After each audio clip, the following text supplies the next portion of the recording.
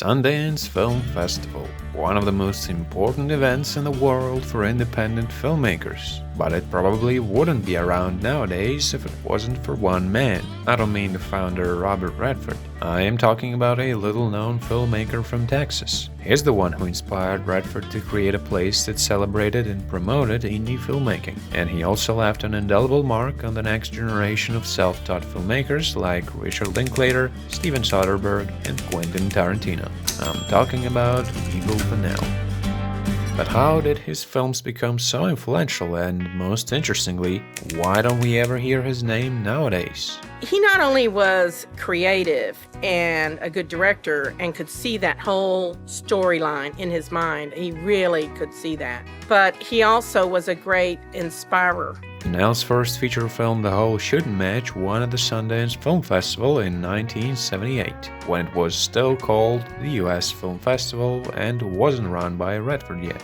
Despite all its technical faults, Shooting Match is a down-to-earth movie that doesn't hide its limitations and uses them to its advantage. Pennell was one of the only filmmakers who worked outside of the studio system at a time when this was almost unheard of. He didn't try to make Hollywood movies in small-town Texas. He made films that were specific to the region, and that's why they feel so authentic. People who are not true Texans create cardboard characters, and you get, Hollywood doing Hud and Giant or something like that. They're great movies, but they're not real about Texas. Eagle Pennell was always interested in movies, and after dropping out of college to pursue his career in filmmaking, he made a short film called A Hell of a Note. It's very rough on the technical side, and it feels more like an incomplete feature film. But there are already some aspects in Eagle's world and characters that will be common throughout his work. Broken cowboys with no opportunities, dreaming of a mythical western frontier just like in a John Ford or Howard Hawks movie. But his characters are nothing like John Wayne or Audie Murphy.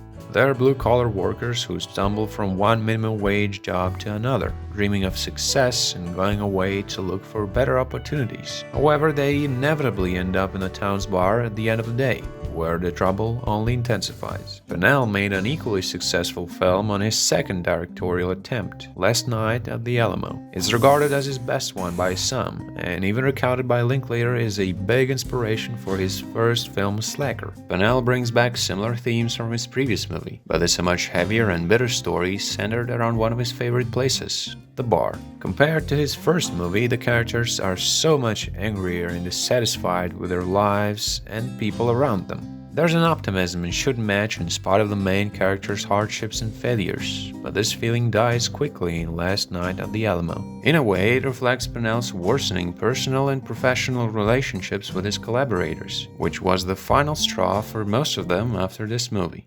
He could really get people inspired. And that worked until he abused them too much. And then they were still inspired and wanted to work with him, but common sense said no, and that's what happened to me, He had multiple occasions to develop scripts for Universal and Warner Brothers, but these opportunities were short-lived because of his alcoholism and drug addiction. He wasn't able to progress as a filmmaker, never going away from the amateur quality of his first movies. Whatever the spark was that had encouraged him to make films initially was pretty much out. He died homeless and penniless a few days before his 50th birthday. His downfall wasn't only the result of his alcoholism. In fact, I'd say it's primarily because he felt he was better than everyone he worked with. His sense of entitlement went right to his head after the success of his first movie. Eagle Pennell showed the next generation of filmmakers that the film industry wasn't and shouldn't only be limited to Hollywood. But he probably could have inspired many more people and kept improving at his craft if he didn't forget what made him successful in the first place. It was the collaboration he himself used to encourage from his colleagues for the sake of an authentic and engaging story.